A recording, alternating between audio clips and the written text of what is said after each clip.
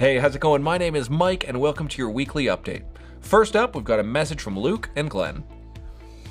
Church, as a reminder, this Monday, June 10th at 7 p.m. is our members meeting. And if you are a member of our church, you'll get a chance at this meeting to vote for new board members. And I'm sitting beside Glenn, who's been nominated for our board. So you'll get a chance to vote for Big Glenny here. But Glenn, why don't you take this time just to tell us a little bit about yourself? Okay, I'm not originally from Alberta. I moved to Alberta when I was about 21 years old, and I met my wife here in southern Alberta, and we got married, and we've got 3 adult children.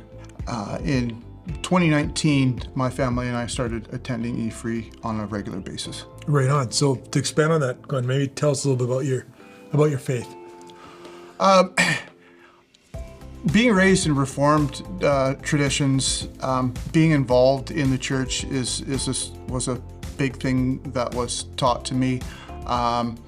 It was a little more difficult to have a personal relationship with Jesus in that kind of environment, but coming here to E-Free really encouraged me to encourage us to be more intentionally involved and to be a little bit more open with how God is working in my life.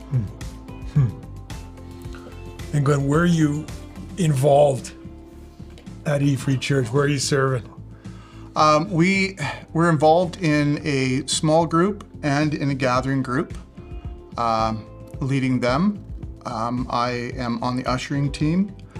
We have helped cook for the young adults and youth evenings. And involved somewhat with the intercultural ministry on those events as well. Nice.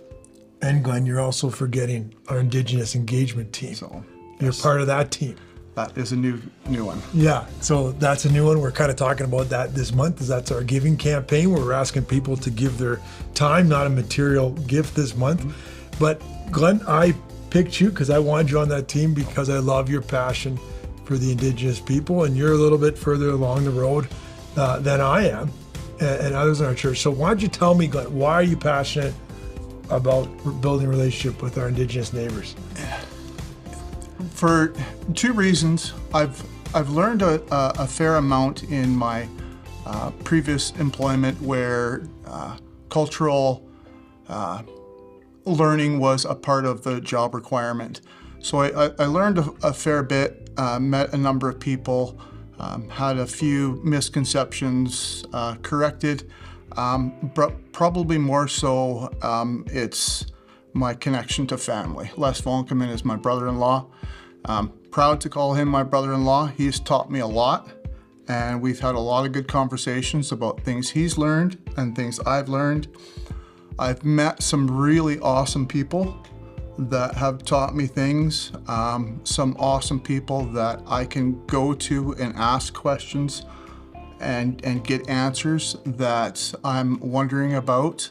And I've enjoyed different experiences from the Indigenous culture and learned about the richness of the culture. You know, one of the questions I guess I've been asking myself and asking of us, the church, is why should the church care about Indigenous History Month, or why should we care about building relationships with our Indigenous neighbor? Hey, that's a big question, Luke. Totally. And I think that's the beginning of where we're at right. with this team is to recognize that, and to recognize that the learning is a requirement. Because there are neighbors right next door to us. I've had conversations with people about why don't they just get over it when it comes to some of the repeated apologies and types of things. There is a big element that I've come to understand that's not a possible thing holistically for them right now. They've had generation after generation of trauma. They're a hurting nation, a hurting people group. Yes, there's lots of individuals that are doing very well, and are working hard for their people. But we need to recognize that us as colonials, I'm the firstborn generation in Canada of immigrant people. We technically didn't have anything to do with all the past trauma. But as a human being, as a piece of humanity, as a member of this community, it's still my responsibility, maybe not to take blame, but to find solutions to move forward. Yeah, that's good, Glenn. I appreciate your willingness to name some of those things, like, well, I wasn't there, or why can't we move on? And recognize that it's more complex than that. I was having a conversation this morning that said, just because things are complex doesn't mean that we should be avoiding them. No. And complex is sometimes just very large projects, but it's one piece at a time. And if we look at our mission about building bridges, sometimes you build a bridge and you can build a bridge from two opposite sides and meet in the middle. My picture on this is that building a bridge is more about us working towards them, more how the Lethbridge Viaduct was built from one end to the other, right? We have, as the church, as colonials, have a bigger responsibility to build our bridge to the Indigenous people, to reach them, more so than saying, hey, let's do this together and meet in the middle.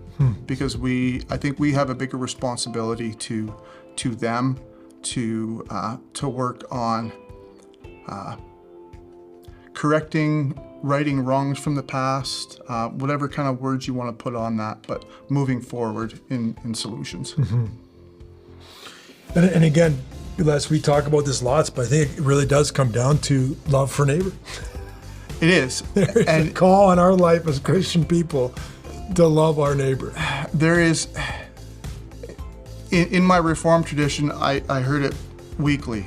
10 Commandments read, and then summary of the law from Matthew, love God with all your heart, soul, mind, and strength. And the second, like it, love your neighbor as yourself. Not some neighbors, not those that you choose. It's good, yeah. Love your neighbors, full stop. Love your neighbor. Thanks, Glenn. Glad you're on our engagement team, and look forward to you being on the board and all the things that you and Trudy are doing at our church. Just a reminder, church, that this Sunday, come join us, stick around, plan to stick around in the lobby after, because Michelle, Eagle Tail Feather, and her family are cooking us bannock and berry soup. And it gives us a chance to engage with them and some of our Indigenous engagement team, and also Josh and Joylyn Butler, who are Eat Free sponsored missionaries with Interact Ministry to the Indigenous community, are going to be here too, and there'll be a chance to connect with them as well. So really looking forward to the engagement this Sunday and the conversations that come out of that. Again, the word for us this month in June is curiosity. We want to get curious, and we want to love our neighbors. So thanks, Glenn, and we'll see you Sunday, church. Becoming a follower of Jesus Christ is a very personal decision, but it's not something that can remain confined to our personal lives. Baptism is a way to publicly declare our commitment to Christ and His church, and it's an essential step in our journey of faith. We are holding baptism in our services coming up on Sunday, June 16th. If you're interested in being baptized, please talk to a pastor, call the church office, or go to efreelethbridge.ca to sign up, and a pastor will be in touch with you. After an incredible 40 years of dedicated service to our church, Cindy Smith is retiring. To honor Cindy's countless contributions, we are hosting a special celebration on Sunday, June 23rd after the second morning service. Join us in the gym for a short program and a lunch full of Cindy's favorites. To ensure that we have enough food, please let us know you're coming by signing up at efreelethbridge.ca. You can use the Church Center app, or you can call the church office. Well, that's all for me. We'll see you on Sunday.